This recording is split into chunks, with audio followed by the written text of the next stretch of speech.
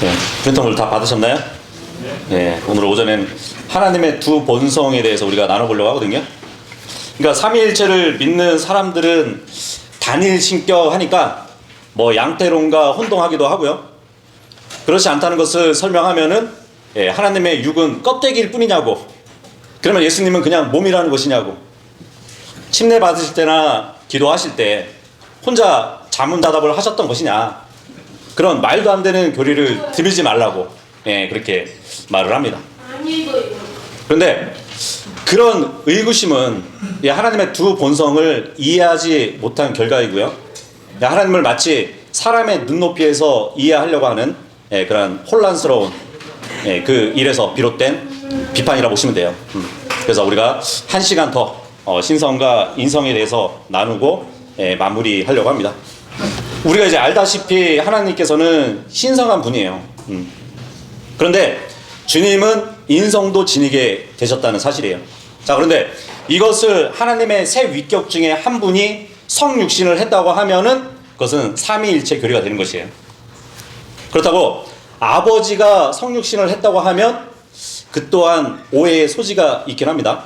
그렇게 주장하면 영원하신 아버지가 여자에게서 태어난 것이기 때문에 신성모독적인 교리를 가르치는 것이라고 비방을 받기도 할 겁니다. 델링거가 그렇게 주장을 했죠. 그런데 사실 델링거가 말을 하려고 했던 그 취지를 우리가 생각을 잘 해봐야 돼요. 영원하신 아버지가 여자에게서 태어났다. 물론 이제 델링거의 말 그대로 인용을 하면, 그렇게 그대로 받아들이면 문제가 있을 수 있죠.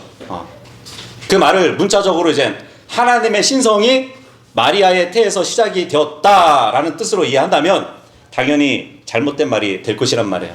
그죠? 근데 델링거의 표현은 하나님의 신성이 마리아에게서 출생했다는 말이 아니란 말이에요. 하나님이 마리아의 태를 통해서 인성을 취하셨다는 그 취지로 얘기한 거란 말이죠. 하나님이 마리아의 태를 통해 인성을 취하셨다는데, 결국 여자의 태를 통해 태어난 그 사람은 하나님이 낳으신 아들이 되고요, 그 아들 안에 하나님의 신격이 함께 하게 된다는 것을 좀 극단적으로 결과적으로 표현한 것이라고 이해하시면 돼요.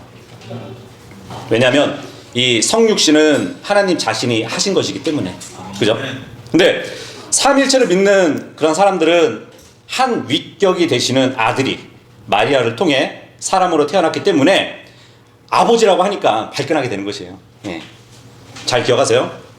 삼위일체는 하나님을 이루는 아들이라는 위격이 마리아를 통해 사람이 되었다는 것이고요, 신격은 하나님께서 마리아를 통해서 인성을 취하시면서 참 사람이 됐다는 그 교리입니다. 그래서 삼위일체 신자들은 그렇게 얘기해요. 한 위격이 되시는 아들은 잠언서 8장 22절하고 23절의 말씀을 보라고. 거기 보면은 주님의 옛 역사들이 있기 전에 아들을 소유하셨다고 하지 않냐. 영원부터, 시작부터, 심지어 땅이 존재하기 전부터 그 아들이 세우심을 받았다고 기록하지 않냐고. 이미 세상의 기초가 세워지기 전에 아들을 소유하셨다고 그렇게 얘기를 한다고. 자, 그러면 우리는 어떨까요? 거기 1번 보시면 에베소서 1장 3절하고 4절 말씀에 이런 말씀이 있어요. 하나님 곧 우리 주 예수 그리스도의 아버지께서 찬양 받으시기를 바라노라. 그분은 그리스도 안에서 하늘에 처소들에 있는 모든 영적인 복들로 우리에게 복을 주셨느니라. 곧 그분께서 세상의 기초를 세우시기 전에 그분 안에서 우리를 선택하심에 따라 우리를 사랑 안에서 그분 앞에 거룩하고 비난받을 일이 없게 하려 하심이라. 그럽니다. 창세 전에 이미 하나님께서 그리스도 안에서 우리를 소유하셨다고 말씀해주고 있어요. 그죠? 그럼 또 그러겠죠. 요한복음 17장 5절의 말씀을 보라고. 예수님이 세상이 있기 전에 아버지와 함께 지녔던 그 영광으로 나를 영화롭게 해달라고 하지 않았냐. 그러니까 아들은 선제하셨다고 주장을 합니다. 자, 그러면 로마서 8장 29절하고 30절에 뭐라고 말씀하시는지 우리는 봐야 돼요. 2번입니다. 이는 그분께서 또한 자신의 미리 아신 자들, 과거죠, 그분의 아들의 형상과 일치하게 하시려고 애정하셨기 때문이니. 과거입니다. 그분으로 하여금 많은 형제들 가운데 첫째로 나신 분이 되게 하려 하심이라. 이건 현재예요. 30절 보시면 이뿐만 아니라 그분께서는 자신이 애정하신 자들을 또한 부르셨도다. 과거예요. 그리고 그분께서는 자신이 부르신 자들의 정당함을 또한 입증하셨도다. 과거예요. 그리고 그분께서는 자신이 그 정당함을 입증하신 자들을 또한 영광스럽게 하셨도다. 여러분들 옆에 계신 분들 한번 보세요. 영광스러운 모습인지 좀 영화롭게 되었는지 한번 보세요. 아니잖아요.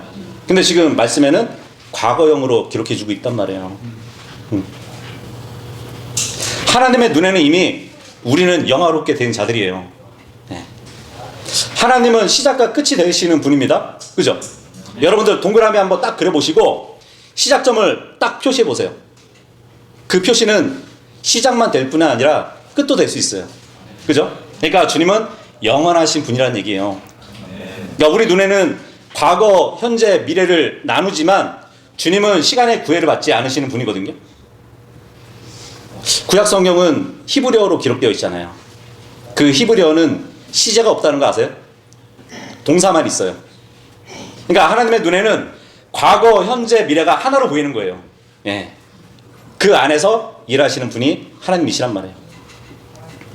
뭐 이번에 영상 댓글에 질문하신 분한테 스포했던 부분이긴 한데 3번 보시면 창세기 3장 22절 말씀 보시면 그런 다음에 주 하나님께서 말씀하시기를 보라 그 남자가 우리 중 하나와 같이 되어 선악을 알게 되었도다. 그런즉 이제 그가 손을 뻗어 생명나무에서 나는 것도 취하여 먹어서 영원토록 살까 하노라 하셨느니라. 여기 보니까 우리 중이라는 말이 나오죠. 그래서 하나님의 삼위일체를 증거한다는 강력한 주장 구절이라고 말을 합니다. 그래서 신격을 믿는 분들 중에서도 여기서 우리 중이라는 것은 하나님뿐만 아니고 하나님 주변에 있는 천사들까지 포함하는 말씀이라고 그렇게 반박을 해요. 근데 그거보다는 여기서 하나님께서 1차적으로 말씀하시는 것이 뭐냐면 이제 아담도 하나님처럼 선악을 판단하는 그런 상태에 들어왔다는 것이에요. 그러면서 더 나아가서 죄의 결과로 하나님의 형상을 잃어버린 이 아담의 모습이 미래의 죄의 결과로 종의 형체를 입으신 주님의 모습을 두고 하시는 구속사적인 표현이라는 얘기예요. 네. 하나님은 세 분이 하나가 아니라 셋이 하나님입니다. 예. 그냥 셋이 하나님이에요. 그 셋 중에서 하나인 몸이 인성을 입고 마지막 아담이 될 거란 말이에요. 그 예수님을 두고 처음과 끝이 되시는 하나님께서 미래를 내다보시면서 역으로 말씀하시는 말씀이라는 얘기예요. 그래서 오늘은 하나님의 신성의 인성을 취하신 그 두 본성에 관해서 함께 나눠보려고 합니다. 자, 그러면 하나님은 언제 어떻게 인성을 취하셨을까요? 디모데전서 3장 16절의 말씀처럼 분명히 하나님께서는 육체로 나타나셨고요.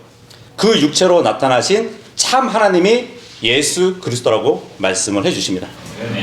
그리고 그분을 가리켜가지고 처녀 마리아에게서 여자의 씨로 나신 다윗의 아들로서 참 사람이라고 말씀해주고 있어요. 마리아에게서 태어나신 것은 하나님의 인성입니다. 예. 거기 4번 보시면 갈라디아서 4장 4절에 이 말씀을 하세요. 그러나 그때의 충만함이 이르자 하나님께서 자신의 아들을 파송하셨으니 여자에게서 조성되셨고 율법 아래에서 조성되셨도다. 자, 이 말씀에서 핵심이 뭐냐면 메이드 오버 우먼이에요. 그죠? 여자에게서 만들어졌대요. 뭐가 만들어졌을까요?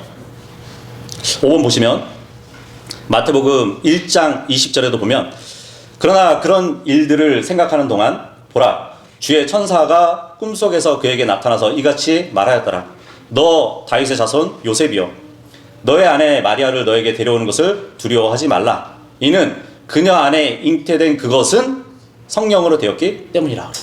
예. 요셉과 동침해서가 아니라 성령으로 잉태되었다고 합니다. 6번도 보시면 누가복음 1장 30절 그러자 그 천사가 그녀에게 이같이 말하였더라. 마리아야 두려워하지 말라. 이는 네가 하나님께 호의를 입었기 때문이라. 그런즉 보라, 너는 너의 태에 임신하여 한 아들을 낳으리니 그분의 이름을 예수라 부를지니라. 그럽니다. 예. 잘 보세요. 임신이 일어나는 곳이 태일까요? 태가 아니에요. 나팔관이에요. 보통 정자와 난자가 이렇게 만나서 수정이 되잖아요. 그러니까 임신이 시작이 되잖아요. 임신이 이렇게 시작되는 곳이 자궁, 태가 아니란 얘기예요. 예. 나팔관이에요. 그러니까 지금 예수님께서는 보통의 사람들과 같은 방식으로 잉태되는 것이 아니라는 점을 말씀해 주고 있는 것이에요. 예. 그죠? 그러니까 마리아는 남자 없이 하나님의 능력으로 임신하게 된 것이란 말이에요. 그래서 이어지는 말씀 보시면 32절에 그분께서 위대하게 될 것이요 가장 높으신 분의 아들이라 불리시리라. 그리고 주 하나님께서 그분의 조상 다윗의 보좌를 그분에게 주시리라. 그리하여 그분께서 야곱의 집을 영원토록 통치하시리라. 그리고 그분의 왕국은 끝이 없으리라. 그때 마리아가 그 천사에게 말하기를 제가 남자를 모른다는 것을 생각해 볼 때 어떻게 이 일이 있겠나이까 하였더라. 그러자 그 천사가 그녀에게 대답하여 이같이 말하였더라. 성령이 너희 위에 임하시리니 가장 높으신 분의 권능이 너에게 그늘을 드리우리라. 그러므로 너에게 태어날 그 거룩한 것 역시 하나님의 아들이라 불리리라. 예. 아까 여자의 태에서 만들어진다 그랬잖아요. 그 만들어지는 것을 여기서 보니까 거룩한 것이래요. 예. 매우 중요한 표현이 나오죠. 마리아의 태 속에 잉태된 것을 거룩한 것이라고 부르고 있어요. 예. 그러니까 마리아의 태 속에서 하나님이 만들어진다는 게 아니에요. 마리아의 태 속에서 만들어진 것은 하나님께서 거하실 몸을 말씀해 주고 있는 것이에요. 이 계시를 알지 못하니까 뭐 거룩하니 아니면 거룩한 분으로 이렇게 번역한 성경들이 있어요. 하나님은 마리아의 태 속에서 만들어진 그 몸 안에 거하러 오신 것이었어요. 네. 생각해 보세요. 인간이 그 몸 안에 거하는 것을 신비라고 말하나요? 신비가 아니죠. 네. 살아있는 모든 사람이 몸 안에 거하고 있기 때문에 신비가 아니란 말이에요. 근데 하나님께서 인간의 몸 안으로 들어오신다는 것은 신비예요. 그죠? 왜냐하면 그런 일이 일어날 수 있는지 우리가 이해할 수 없기 때문이죠. 하늘과 땅을 창조하신 분, 모든 생명을 창조하신 그 하나님께서 몸 안에 들어오신다는 말씀이잖아요. 그래서 하나님은 자신이 거할 몸을 준비하셨다고 히브리서 10장 5절에 말씀해주고 있습니다. 그 7번 보시면 이런 이유로 그분께서 세상으로 오실 때 친히 이같이 말씀하시니라. 희생 제물과 제물은 당신께서 바라지 아니하시나 당신께서 저에게 한 몸을 예비해 주셨나이다. 예. 하나님이 마리아에게서 태어난 것이 아니에요. 마리아의 태에 예비된 육체 안으로 들어오셨을 뿐입니다. 예. 그래서 8번 보시면 디모데전서 3장 16절에 또한 경건의 신비는 논란의 여지 없이 위대하도다. 하나님께서는 육체로 명백하게 나타나셨고 성령 안에서 정당함을 입증받으셨으며 천사들에게 보이셨고 이방인들에게 선포되셨으며 세상 속에서 믿어주셨고 영광 속으로 들려 영접받으셨도다. 그럽니다. 그래서 하나님께서 육체로 나타나셨대요. 영어 보니까 in the flesh잖아요. 육체 안에 나타나셨다고 말씀해주고 있어요. 근데 이 모든 일들이 사람이 볼 때는 여자에게 난 것이에요. 그죠? 인간적인 출생이란 말이에요. 하나님께서 육체로 나타나셨다. 맞죠? 근데 하나님의 신성이 마리아에게서 시작되었다라고 하면 틀린 표현이라는 얘기예요. 그러니까 이 델링거의 문장을 가장 정확하게 이해하려면 영원하신 하나님께서 인성을 취하셔가지고 여자에게서 태어났다. 이 정도로 이해하시면 돼요. 그러면 문제가 없죠. 근데 삼위일체론에서는 이제 아버지가 성부라는 특정 위격을 갖고 있잖아요. 고유한 명칭으로 설명을 한단 말이에요. 그래서 이 삼위일체론을 믿는 사람들은 성부는 영원한 아버지고 성자는 영원한 아들이고 성령은 영원하신 성령이라고 얘기를 합니다. 그러니까 삼위일체론자들의 입장에서는 영원한 아버지가 여자에게서 태어났다라고 하면 문제가 생기게 되는 것이에요. 왜냐하면 아버지와 아들의 서로 다른 위격으로 보고 있기 때문이에요. 그렇다면 동일한 신성을 가진 세 위격 중에 왜 성육신의 주체가 오직 아들만 되어야 될까요? 그죠? 그래서 우리는 이렇게 설명할 수 있어야 되는 것이에요. 하나님께서 인성을 취하셨고 그 결과로 그분이 아버지와 아들의 관계를 가지게 되었다. 예. 신성은 아버지, 인성은 아들이에요. 영원하신 하나님께서 성육신 하셔서 인간의 몸과 혼과 영을 취하신 거예요. 예.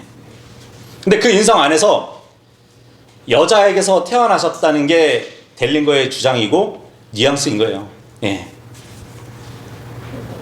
그렇다고 이 신격 교리는 델링거의 개인적인 교리가 아니에요. 예.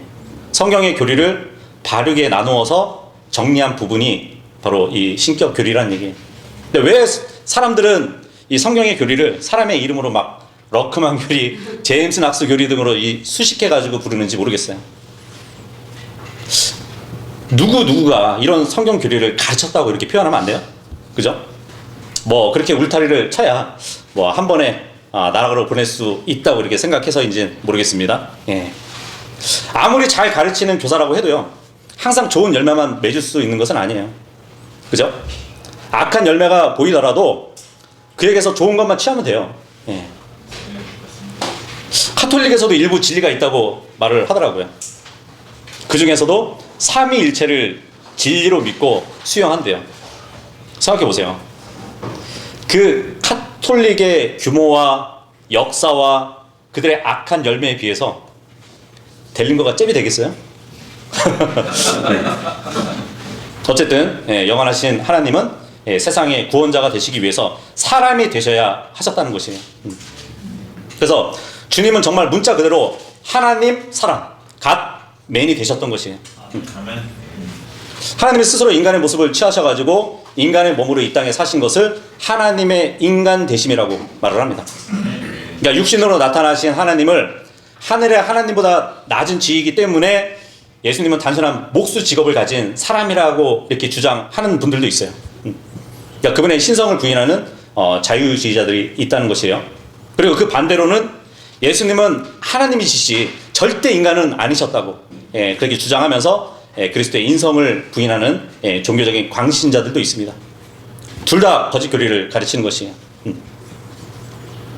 요한복음 14장 28절에 따라서 살과 뼈와 피를 가진 육신을 입은 인간으로서 정말 복종해야 하는 지위를 스스로 택하신 그 일을 하신 분이 바로 하나님이시고요. 그 하나님은 예수님이 되신 거예요. 이것은 뭐 우월한 하나님께 복종하는 그 열등한 하나님이 되셨다는 말이 아니에요. 다시 말하지만 하나님이 성령에 의해 잉태되셨을 때 신성과 인성을 겸한 아버지와 아들이라는 새로운 관계를 가지게 되셨다는 것이에요. 하나님께서 하나님이시면서 동시에 인간이시기 때문에 또 하나님과 인간의 중간에서 중재자가 될 수 있었던 것이에요. 하나님께서 인성을 지니게 되신 것은 태초나 그 이전이 아니에요. 성령으로 잉태되어서 인간으로 육신을 입고 이 땅에 태어나셨을 때입니다. 그래서 요한복음 3장 16절에 그렇게 나신 분을 예수라고 말씀하시는 거예요. 사람의 씨가 아니고 하나님께 난 자라서 독생자라고 또 기록을 해주고 있는 것이에요. 근데 이게 또 시편 2편 7절의 말씀에 예언이 성취된 것이거든요. 그 시편 2편 7절의 말씀도 보면 뭐 아들 하나님의 기원에 대한 말씀이 아니에요. 하나님께서 인간의 몸을 입고 이 땅에 태어나셨을 때를 말씀하시는 거예요. 그 말씀이 이제 히브리서 1장 5절에도 인용이 됩니다. 9번 보시면 너는 나의 아들이라 이날 내가 너를 낳았도다 하셨느냐. 그러니까 천사들에게 어느 천사들에게 이런 말씀을 하셨냐고.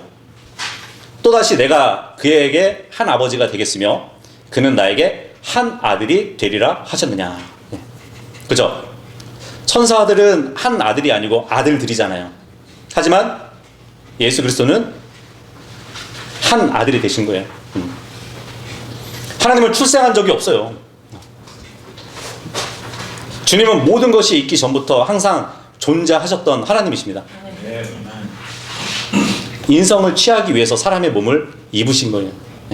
그 과정이 처녀 탄생이었던 것이죠.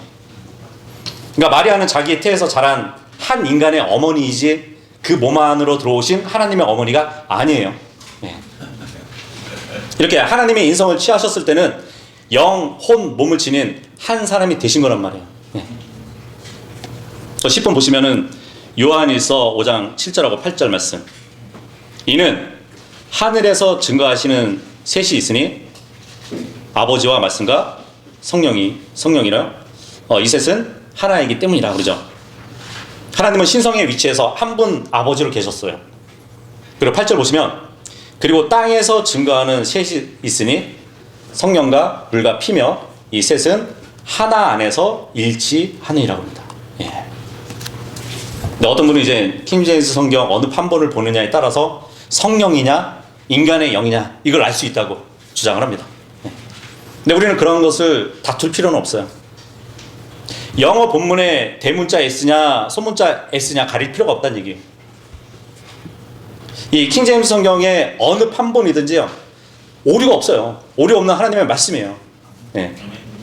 그런 일로 다투는 일은요 영어권에서도 없는 일이거든요. 사실 대문자 S로 번역해도 되고요 소문자 S로 번역해도 문제가 없어요. 왜냐면 여기 영은 로마서 1장 4절에 보면은 거룩함의 영을 말씀해주고 있거든요. 사람의 영이지만 거룩함의 영이라고 불려요. 성령이 태어난 게 아니고 이게 성육신이라는 것은 성령이 태어난 게 아니에요. 성령으로 태어났기 때문에 여기 본문에는 성령을 말하는 것이 아니란 말이에요. 하나님께서 성육신을 위해서 구별해 놓으신 사람의 영을 얘기하는 것이에요. 구별하다라는 뜻이 거룩이잖아요. 그죠? 그러니까 구별해 놓은 영이니까 대문자 S도 되고요. 성육신 하셨을 때 인간의 영이니까 소문자 S도 맞는 것이에요.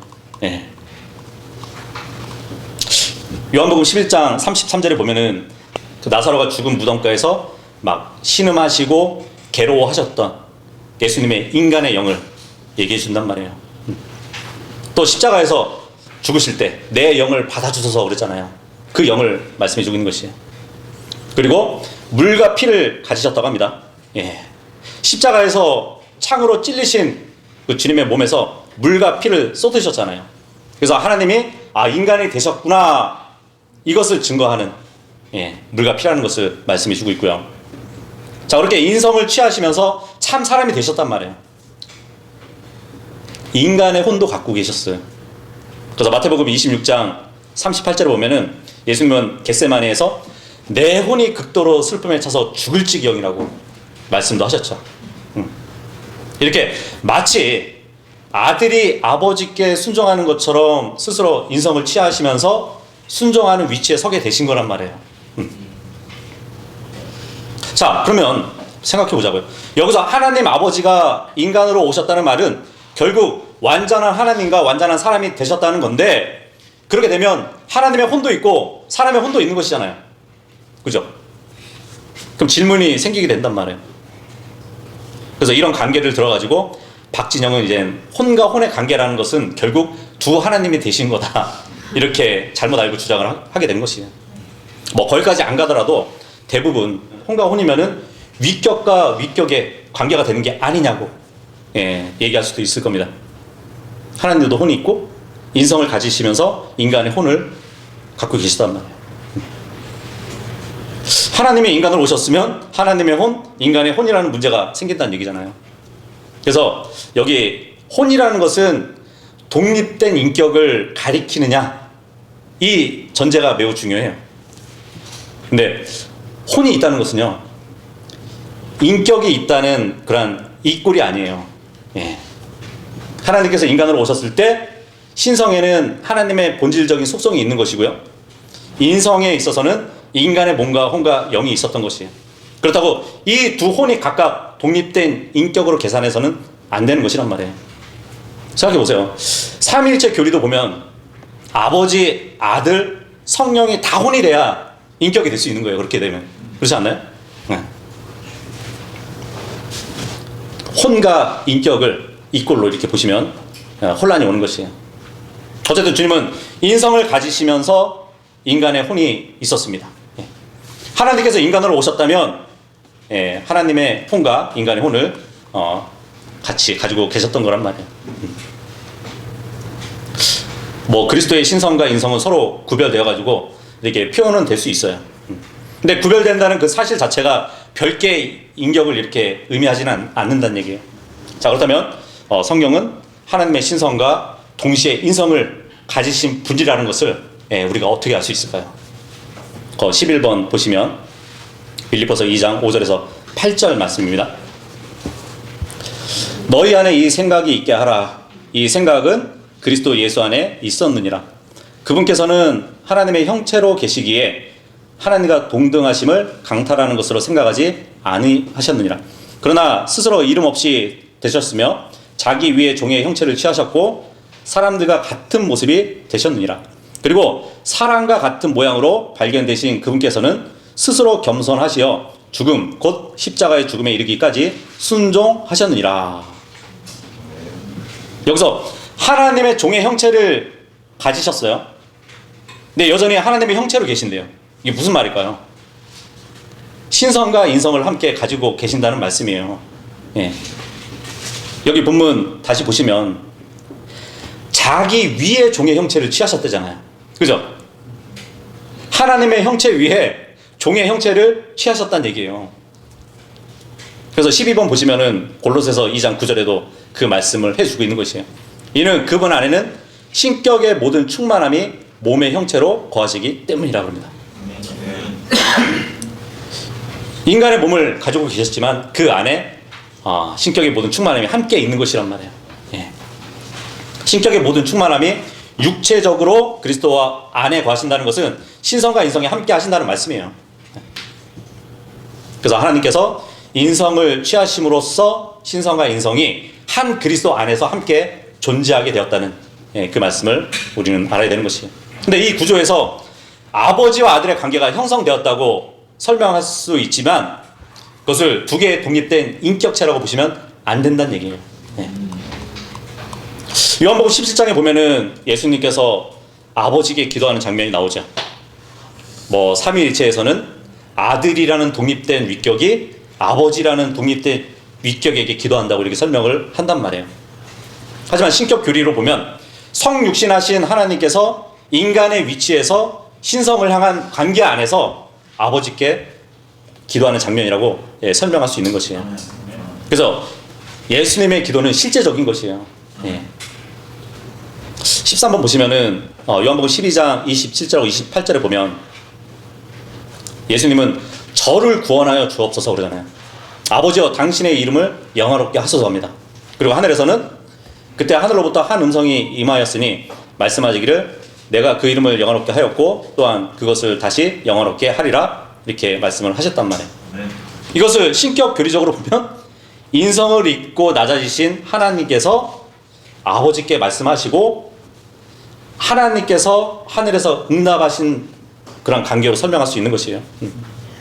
물론 하늘의 음성이 나타난 이 사건 자체가 뭐 하나님의 두 독립적인 위격으로 서로 정보를 주고받는 것이라고 볼 필요는 없다는 얘기예요. 그러니까 핵심은 이거예요. 한 하나님께서 성육신 하셔서 참된 인성을 취하셨고 그 인성에는 몸과 혼과 영이 있다는 것입니다. 그래서 하나님과 인간, 아버지와 아들 그런 실제적인 관계가 된 것이란 말이에요. 인간의 혼이 별개의 인격체가 아닌 것처럼 신성과 인성의 구별도 두 위격을 요구하지 않는다는 것을 말씀해 드렸어요. 나중에 이제 예수님이 부활하시잖아요. 부활하신 그리스도께서는 이제 그 인성을 영원히 보유하세요. 그래서 그 아버지와 아들의 관계 역시 영원히 지속될 겁니다. 이것은 뭐 두 신을 주장하는 이신론이 아니라 하나님과 그분의 성육신하신 아들 사이의 관계를 설명하고 있는 것이에요. 주님은 참 하나님인 동시에 참 인간이 되셨다는 그 교리를 지금 우리가 나눠보고 있는 것이란 말이에요. 그러니까 하나님은 단일 신격이지만 인격을 취하시기 위해서 사람이 되신 거예요. 그럼에도 그 예수님의 몸 안에는 신격의 충만함이 거하기 때문에 그리스도라고 불리는 거란 말이에요. 아멘. 그래서 지금까지 정리한 이 한 분 그리스도 안에서 신성과 인성이 구별되지만 두 인격으로 나눠지지 않는다는 이 관점으로 본다면 정말 신약에서는 아주 좋은 비교적인 사례들이 많이 있어요.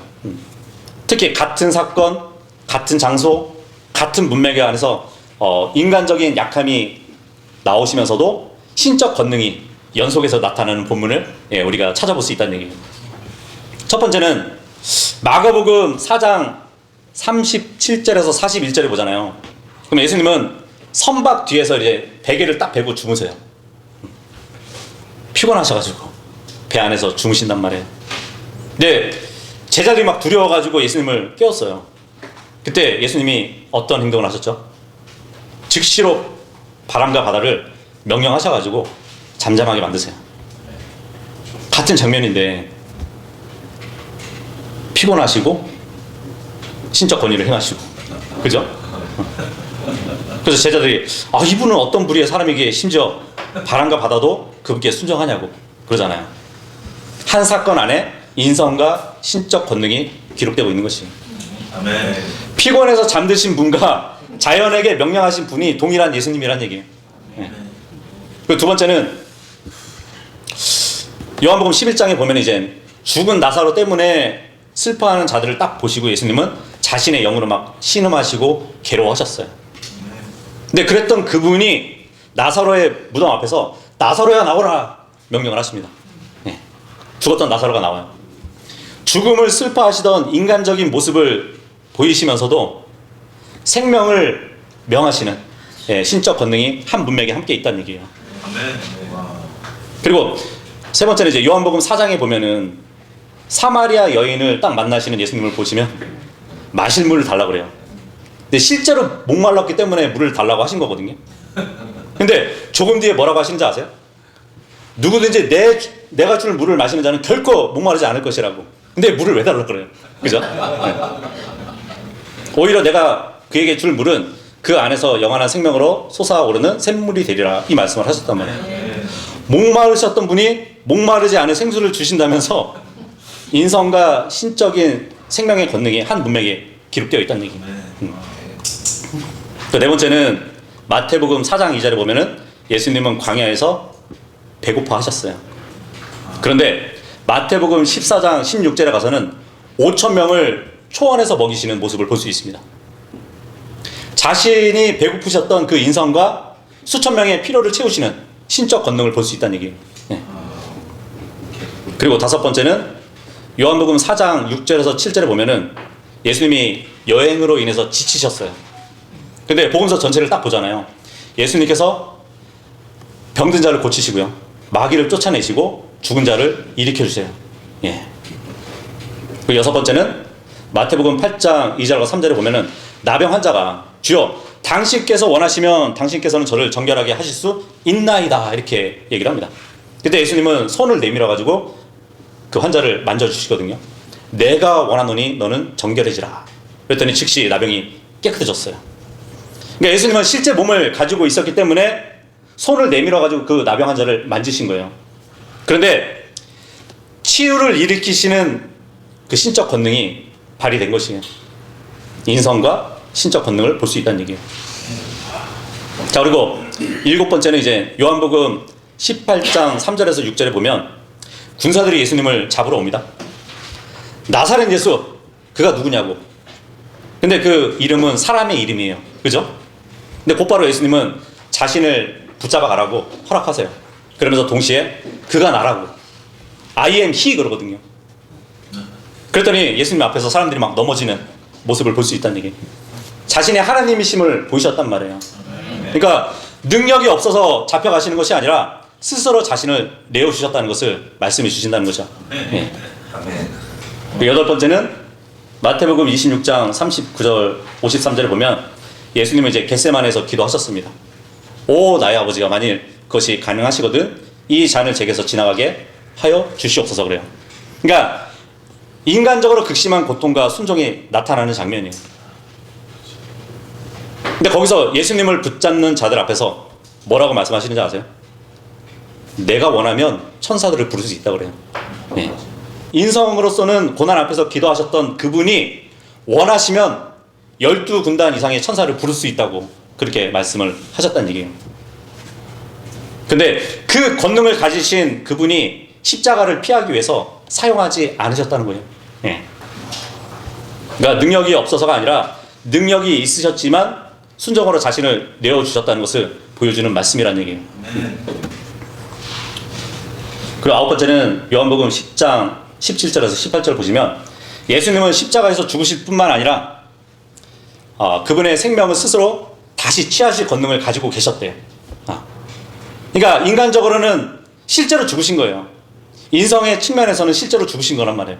그런데 신적 권능의 측면에서 보면은 생명을 다시 취할 권능을 가지고 계셨다는 얘기예요. 아멘. 그러니까 인성에서는 수동적으로 죽음을 받아들이시지만 신적 권능에서는 죽음에 정복당하지 않는다는 말씀을 해주신다는 얘기예요. 십자가상에서 예수님을 한번 생각해 보세요. 보통 사람은 죽으면 고개가 떨궈지잖아요. 근데 예수님은 고개를 숙이시고 죽으셨어요. 다시 말하면 스스로 목숨을 주신 그 희생을 보여주는 장면이에요. 자, 주의할 것은 그리스도 안에 계신 아버지는 혼이기 때문에 죽지는 않으십니다. 예. 사람의 몸도 죽어도 혼이 분리될 뿐이지 혼이 소멸되는 거 아니잖아요. 그죠? 그래서 낮아지신 하나님, 완전한 인간, 그리고 앞으로 다시 높여질 그 그리스도는 우리가 본 신성과 인성을 다 가지고 계신 분이셨다는 것을 우리가 지금 살펴봤던 것이에요. 자, 그러면 예수님이 부활하셨을 때 예수님의 혼은 어떻게 되셨을까요? 예수님의 인간적인 혼도 소멸되지 않았어요. 그러니까 십자가에서는 몸과 분리가 되어 있었지만 부활 때 그 혼은 다시 부활하신 인간 그리스도 그 안으로 들어오신 거예요.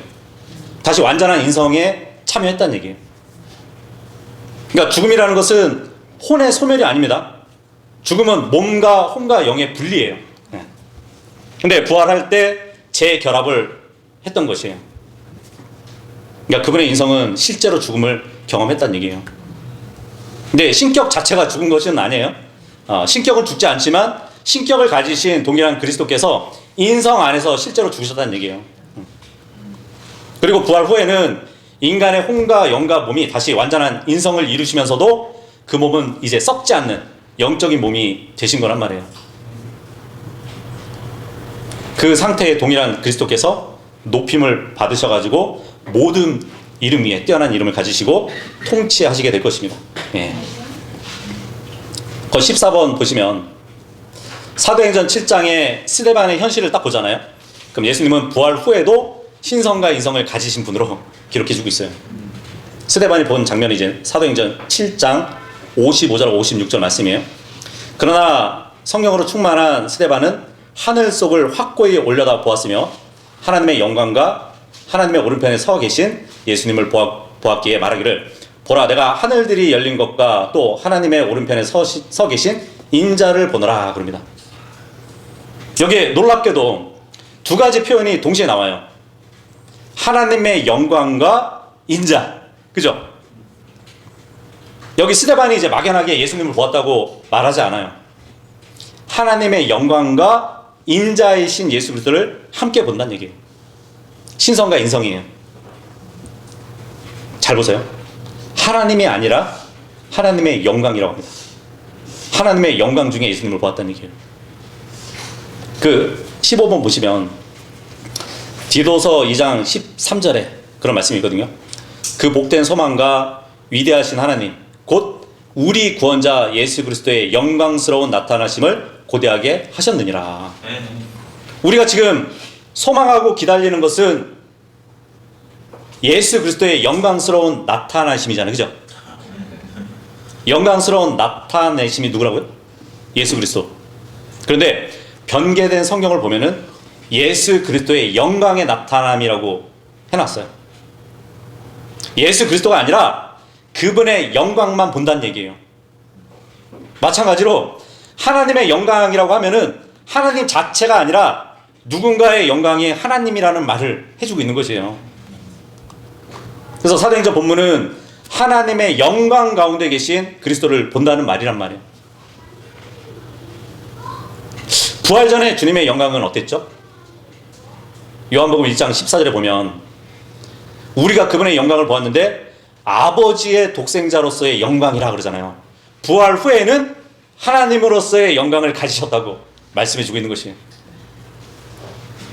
자, 그리고 스데반이 자기 영을 누구한테 맡긴다고요?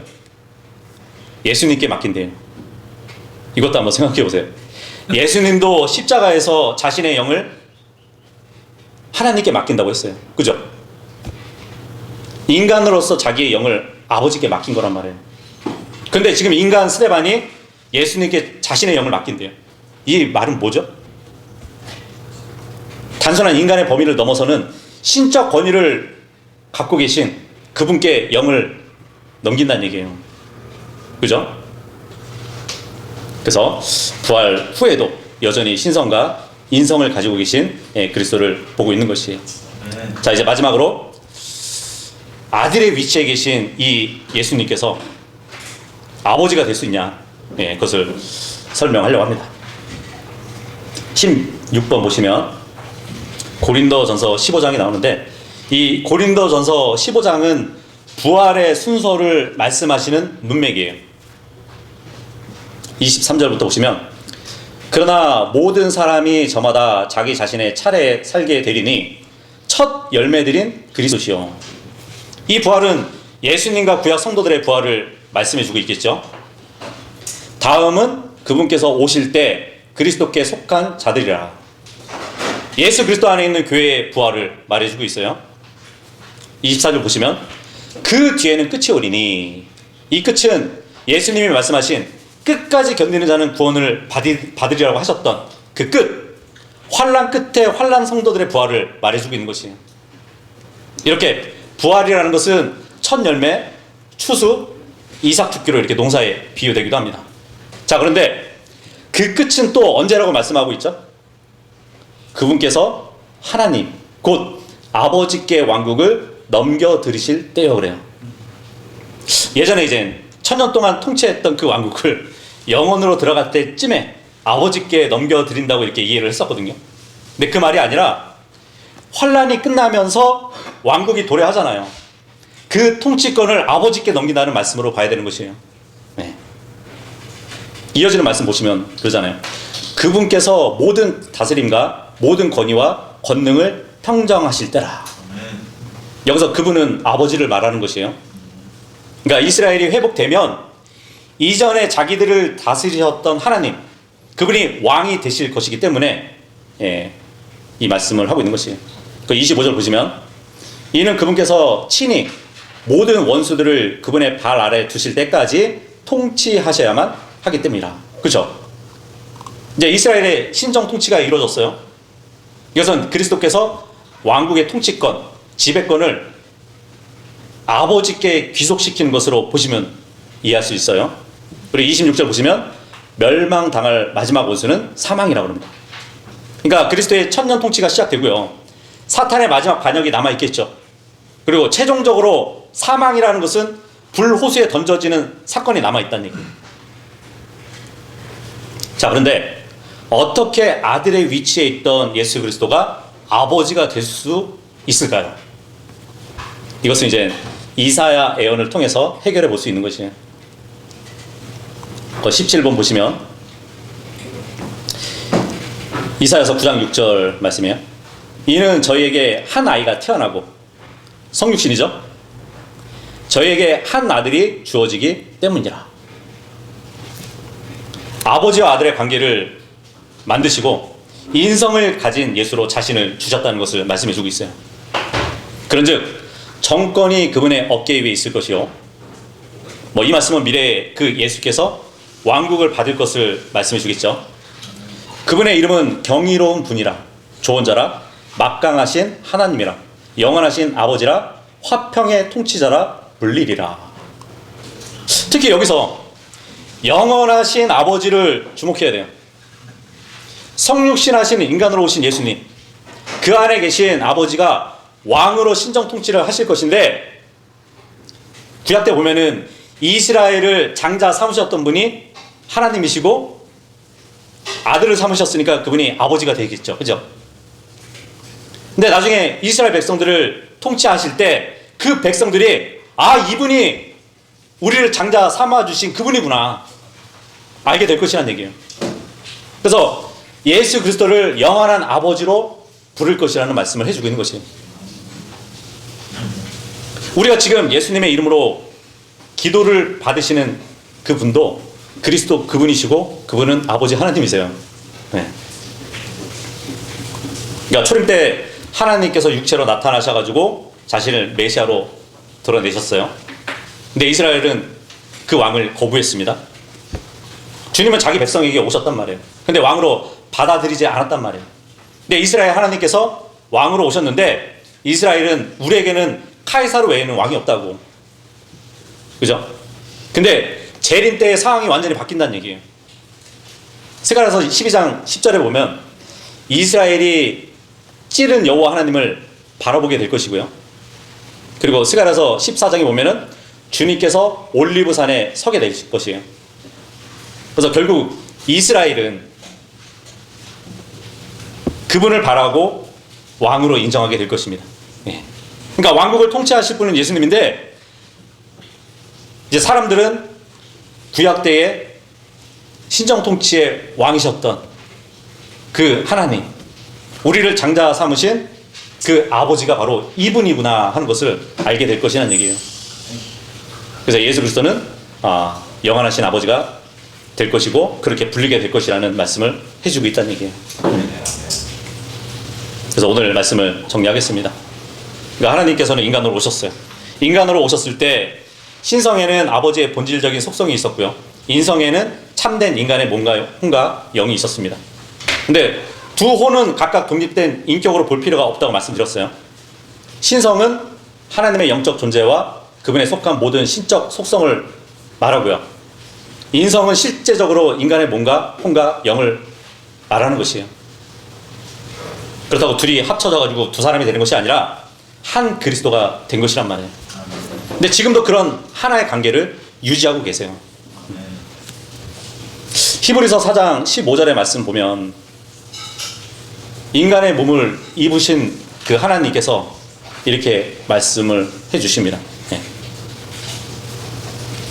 우리에게 계신 한 대제사장은 우리의 연약함들을 공감하지 못하시는 분이 아니시기 때문이라 오히려 모든 점들에서 우리가 그러한 것처럼 시험을 받으셨으나 그럼에도 죄는 없는 분이시라. 이 말씀에 의해서 우리는 아버지에게 기도할 때 예수 그리스도의 이름으로 기도할 수 있는 것이에요. 아들은 우리와 같은 인성으로 중보해 주실 수 있는 자격이 지금 이 말씀에서 우리가 찾아볼 수 있단 말이에요. 그래서 늘 하나님의 두 본성을 잘 나눠가지고 정말 올바로 주님과의 관계를 가질 수 있는 모두가 될 수 있기를 바라겠습니다. 마치겠습니다. 감사합니다.